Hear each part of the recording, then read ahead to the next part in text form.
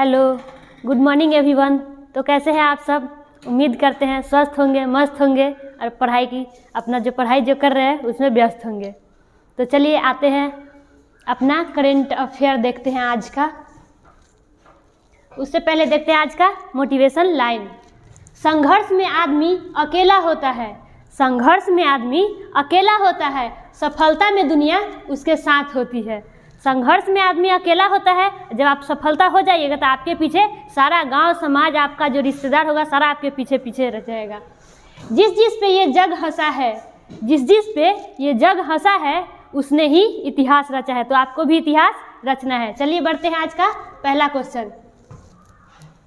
आज का पहला क्वेश्चन है, हाल ही में अंतर्राष्ट्रीय जैव विविधता दिवस कब मनाया गया है? तो अंतर्राष्ट्रीय जैव विविधता दिवस कब मनाया जाता है? तो मनाया जाता है 22 मई को। कब मनाया जाता है? तो 22 मई को मनाया जाता है। 22 मई को ही क्यों मनाया जाता है? क्योंकि 22 मई 1992 को जैव विविधता संरक्षण कन्वेंशन हुआ था, इसलिए 22 मई को क्या मनाते हैं? तो जैव विविधता दिवस मनाते हैं। अच्छा, नेक्स्ट है हमारा 21 मई। तो 21 मई को क्या मनाते हैं? तो 21 मई को मनाते हैं हम राष्ट्रीय आतंकवाद विरोधी दिवस। क्या मनाते हैं? तो राष्ट्रीय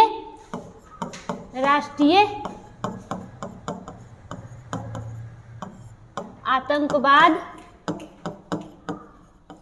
विरोधी दिवस जो है हम लोग कब मनाते हैं? 21 मई को मनाते हैं। क्यों मनाते हैं? क्योंकि 21 मई 1991 को राजीव गांधी जो हमारे पूर्व प्रधानमंत्री थे, उनकी हत्या कर दी गई थी। अच्छा, राजीव गांधी की बात हुई तो सबसे युवा प्रधानमंत्री कौन है? तो राजीव गांधी है, ये याद रखिएगा, ठीक है। चलिए बढ़ते हैं अगले क्वेश्चन की ओर।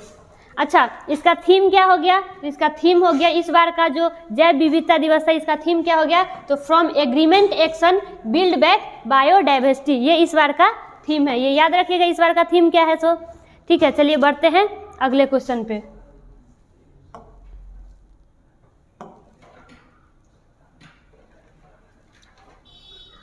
देखिए, इस मंथ का जो सारा डे है वो एक बार रिवीजन कर लेते हैं। 1 मई को क्या मनाया जाता है?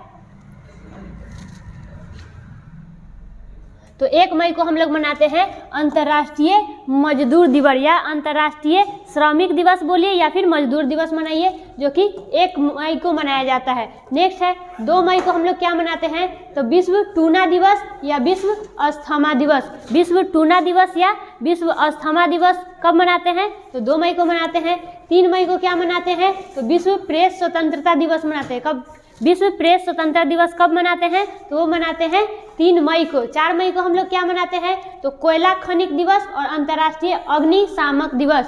4 मई को क्या मनाते हैं? कोयला खनिक दिवस और अंतर्राष्ट्रीय अग्निशामक दिवस मनाते हैं। नेक्स्ट है हमारा 5 मई। 5 मई को क्या मनाते हैं? तो विश्व पुर्तगाली भाषा दिवस और विश्व हाथ स्वच्छता दिवस, ये जो है 5 मई को मनाते हैं। नेक्स्ट है हमारा 6 मई। 6 मई को क्या मनाते हैं? तो इंटरनेशनल नो डाइट डे, ये 6 मई को मनाते हैं। 7 मई को विश्व एथलेटिक्स दिवस 7 मई को मनाया जाता है। 8 मई को विश्व रेड क्रॉस दिवस मनाता है 8 मई को। 10 मई को मनाया जाता है अंतर्राष्ट्रीय अग्नि दिवस जो है वो 10 मई को मनाते हैं। 11 मई को मनाते हैं राष्ट्रीय प्रौद्योगिकी दिवस। राष्ट्रीय प्रौद्योगिकी दिवस कब मनाते हैं? तो 11 मई को। 12 मई को मनाते हैं अंतर्राष्ट्रीय पादप स्वास्थ्य दिवस और अंतर्राष्ट्रीय नर्स दिवस, ये जो दोनों है दोनों 12 मई को मनाते हैं। नेक्स्ट है 13 मई। इसको 13 मई को क्या मनाते हैं? तो विश्व प्रवासी पक्षी दिवस, वो 13 मई को मनाते हैं। 15 मई को अंतर्राष्ट्रीय परिवार दिवस मनाते हैं। 16 मई को international day of living together in peace, ये मनाते हैं कब? तो 16 मई को। 17 मई को मनाते हैं दूरसंचार और सूचना समाज दिवस, जो है 17 मई को मनाते हैं। 18 मई को क्या मनाते हैं? इंटरनेशनल म्यूजियम डे और विश्व एड्स टीका दिवस कब मनाते हैं? तो 18 मई को। 19 मई को राष्ट्रीय लुप्तप्राय प्रजाति दिवस, ये जो 19 मई को मनाया जाता है। 20 मई को विश्व मधुमक्खी दिवस, विश्व मधुमक्खी दिवस 20 मई को मनाया जाता है। और 21 मई को अंतर्राष्ट्रीय आतंकवाद दिवस और अंतर्राष्ट्रीय चाय दिवस जो है 21 मई को मनाया जाता है। ठीक है, चलिए बढ़ते हैं अगले क्वेश्चन पे।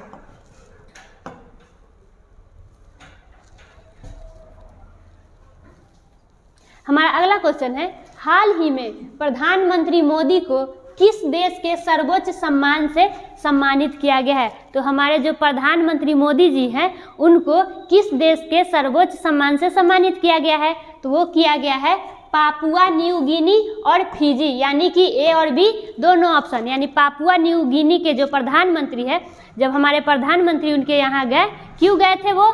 तो forum of India Pacific island सम्मेलन हुआ था पापुआ न्यू गिनी में, तो इसलिए प्रधानमंत्री वहाँ पे गए थे। तो वहाँ पे वो क्या किए कि हमारे जो प्रधानमंत्री मोदी हैं उनके पैर छुआ उन्होंने और उनको अपने देश का सर्वोच्च नागरिक सम्मान दिया। अब उन्होंने दिया तो फिजी जो है वहाँ के भी नागरिक सम्मान से भी इनको सम्मानित किया, दोनों जगह के नागरिक सम्मान से इनको सम्मानित किया गया है। अच्छा, अगर पूछे कि ये जो है पापुआ न्यू गिनी की यात्रा करने वाले पहले भारतीय प्रधानमंत्री कौन बने हैं? तो वो बने हैं हमारे मोदी जी, ये याद रखिएगा। चलिए बढ़ते हैं नेक्स्ट क्वेश्चन पे।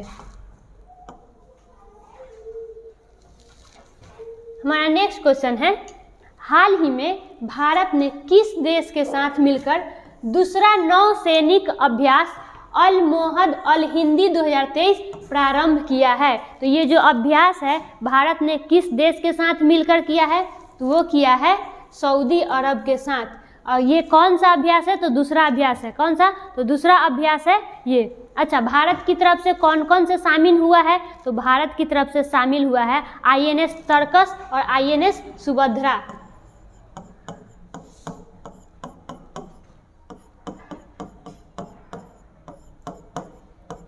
INS तर्कस और INS सुभद्रा जो है ये भारत की तरफ से शामिल हुआ है इस युद्ध अभ्यास में, अल मोहद अल हिंदी 2023, जिसका दूसरा संस्करण है। अच्छा, यहाँ देखते हैं ओमान। तो ओमान और भारत के बीच में कौन सा युद्ध अभ्यास होता है?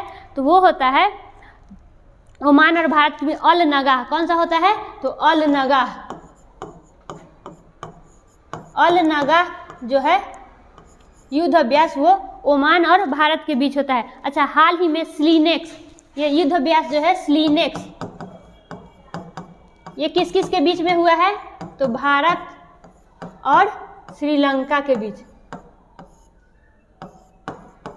भारत और श्रीलंका के बीच हाल ही में कौन सा युद्ध अभ्यास हुआ है? तो स्लीनेक्स जो युद्ध अभ्यास है वो भारत और श्रीलंका के बीच हुआ है। अच्छा, और कौन सा अभ्यास होता है? तो मित्र शक्ति। और कौन सा होता है? तो मित्र शक्ति जो युद्ध अभ्यास है वो भी भारत और श्रीलंका के बीच में ही होता है। अच्छा, हाल ही में और क्या हुआ है? तो फ्रिंजेक्स एक्सरसाइज, वो किसके किसके बीच हुआ है? तो भारत और फ्रांस के बीच। अगर कोंकण एक्सरसाइज बोले, कोंकण एक्सरसाइज, तो भारत और यूके जो है उसके बीच हुआ है। डस्टलिक अगर बोले, डस्टलिक एक्सरसाइज, तो भारत और उज्बेकिस्तान के बीच हुआ है। इतना याद रखिएगा। चलिए बढ़ते हैं नेक्स्ट क्वेश्चन की ओर। हमारा अगला क्वेश्चन क्या है? हमारा अगला क्वेश्चन है, हाल ही में इटालियन ओपन टेनिस टूर्नामेंट में पुरुष एकल वर्ग का खिताब किसने जीता है? ये जो इटालियन ओपन टेनिस टूर्नामेंट हुआ है इसमें पुरुष वर्ग का एकल खिताब है वो कौन जीते हैं? तो वो जीते हैं डेनियल मेदवेदेव। किसने जीता है? तो डेनियल मेदवेदेव। ये कहाँ के रहने वाले हैं? तो ये रूस के रहने वाले हैं। कहाँ के रहने वाले हैं? तो रूस के रहने वाले हैं। अगर पूछे इटालियन ओपन टेनिस टूर्नामेंट में महिला वर्ग के जो है, महिला वर्ग के खिताब किसने जीता है? तो एलेना रायबाकिना। किसने जीता है महिला वर्ग के? महिला वर्ग का जीता है एलेना रायबाकिना। इन्होंने महिला वर्ग का खिताब जीता है। ये कहाँ की रहने वाली है? तो ये कजाकिस्तान की रहने वाली है। ये कहाँ की रहने वाली है? तो कजाकिस्तान के रहने वाली है। अच्छा, हाल ही में ये ऑस्ट्रेलियन ओपन पुरुष विजेता है वो कौन है? तो वो है नोवाक जोकोविक। पुरुष के विजेता कौन है? तो नोवाक जोकोविच। और ऑस्ट्रेलियन ओपन महिला के पूछे कि महिला की विजेता कौन है? तो वो है आर्यन सबलेंका। कौन है? आर्यन सबलेंका। ये कहाँ की रहने वाली है? तो ये बेलारूस की रहने वाली है। और ये सब याद रखिएगा क्वेश्चन। चलिए बढ़ते हैं नेक्स्ट क्वेश्चन की ओर। हमारा अगला क्वेश्चन क्या है? मुख्यमंत्री तीर्थ दर्शन योजना के तहत बुजुर्गों को मुफ्त वायुयान से तीर्थ यात्रा कराने वाला देश का पहला राज्य कौन बन गया है? तो वो देश का पहला राज्य कौन बन गया है? तो वो है मध्य प्रदेश। ये जो मध्य प्रदेश के जो मुख्यमंत्री है शिवराज सिंह चौहान, उन्होंने भोपाल से प्रयागराज की यात्रा पर हरी झंडी दिखाकर वायुयान को मतलब विदा किया है। ये वायुयान में जो कितने यात्री थे? तो वो 32 यात्रियों को 32 यात्री इस वायुयान में थे, जो मतलब 32 बुजुर्ग थे जो मुफ्त में वायुयान से तीर्थ यात्रा के लिए गए हैं। इसमें क्या है कि एक परिवार से एक ही लोग गए थे, मतलब कोई परिवार है उसमें 2-3 अगर वृद्ध है तो एक परिवार से एक ही लोग गए थे, टोटल 32 यात्री गए थे। अच्छा, यहाँ पे मध्य प्रदेश की बात आई तो मध्य प्रदेश की राजधानी क्या हो गई? मध्य प्रदेश की राजधानी हो गई भोपाल। अगर पूछे चौथे राष्ट्रीय जल पुरस्कार, चौथे राष्ट्रीय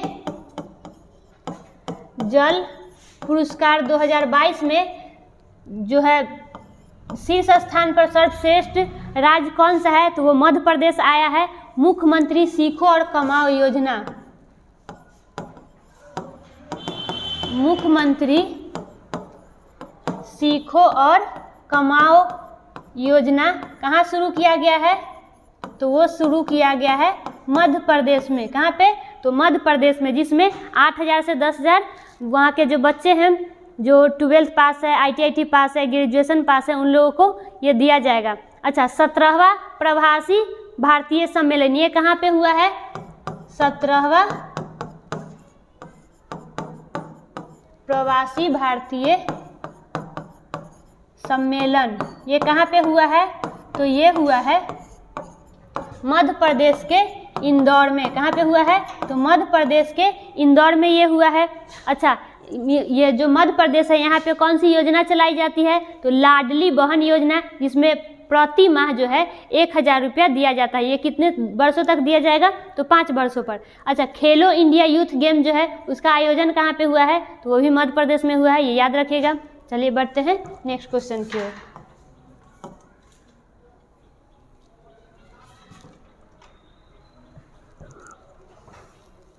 हमारा अगला क्वेश्चन है, हाल ही में शैली सिंह ने गोल्डन ग्रैंड प्रिक्स 2023 में कौन सा पदक जीता है? तो ये शैली सिंह कहाँ की है? तो ये भारतीय है। इन्होंने गोल्डन ग्रैंड प्रिक्स 2023 में कौन सा पदक इन्होंने जीता है? तो इन्होंने जीता है कांस्य पदक। कौन सा पदक इन्होंने जीता है? तो कांस्य पदक इन्होंने जीता है। ये जो गोल्डन ग्रैंड प्रिक्स है इसका आयोजन कहाँ पे हुआ है? तो इसका आयोजन जो हुआ है वो जापान में हुआ है। कहाँ पे हुआ है? तो जापान में। जापान के किस जगह पे पूछे? तो योकोहामा। किस जगह पे हुआ है? तो योकोहामा। यहाँ पे जो है ये गोल्डन ग्रैंड प्रिक्स 2023 आयोजित किया गया है, जिसमें इन्होंने शैली सिंह ने लंबी कूद में, किसमें? तो लंबी कूद में कांस्य पदक जीता है। कितने मीटर में? तो 6.65 मीटर में इन्होंने कांस्य पदक जीता है। अगर पूछे कि गोल्ड पदक फिर किसने जीता है? तो गोल्ड पदक जीतने वाले हैं जर्मन एथलीट। गोल्ड पदक जीतने वाले कौन है? तो जर्मन एथलीट। इन्होंने गोल्ड जीता है। क्या जीता है इन्होंने? तो गोल्ड पदक जीतने वाले हैं। इनका नाम क्या है? तो इनका नाम है मैरिस लुजोलो। नाम क्या है इनका? तो मैरिस लुजोलो।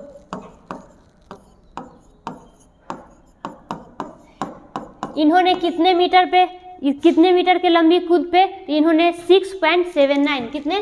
तो 6.79 के मीटर में इन्होंने जीता है। अच्छा, अगर पूछे कि रजत पदक किसने जीता है? तो ऑस्ट्रेलियाई एथलीट है जिनका नाम क्या है? ब्रूस बंसुकुएल, जिन्होंने 6.77 मीटर की दौड़ मतलब कूद में उन्होंने रजत पदक जीता है, याद रखिएगा। चलिए बढ़ते हैं नेक्स्ट क्वेश्चन पे। हमारा अगला क्वेश्चन क्या है? हमारा अगला क्वेश्चन है, हाल ही में पौधों की प्रजातियों का संरक्षण शीर्षक वाली रिपोर्ट किस राज्य द्वारा जारी की गई है? तो पौधों की प्रजातियों का संरक्षण शीर्षक वाला रिपोर्ट कौन से राज्य ने जारी किया है? तो राज्य है उत्तराखंड। कौन सा राज्य है? तो उत्तराखंड। उत्तराखंड की राजधानी क्या हो गई? तो देहरादून। यहाँ के सीएम कौन है? तो पुष्कर सिंह धामी। और गवर्नर कौन है? तो गुरमीत सिंह। गवर्नर कौन है? तो गुरमीत सिंह। अच्छा, हाल ही में यहाँ पे गड्ढों को रिपेयरिंग के लिए कौन सा ऐप जो है लॉन्च किया गया है? तो पेज रिपोर्टिंग ऐप। कौन सा ऐप? तो पेज रिपोर्टिंग ऐप जो है यहाँ पे गड्ढों को रिपेयरिंग के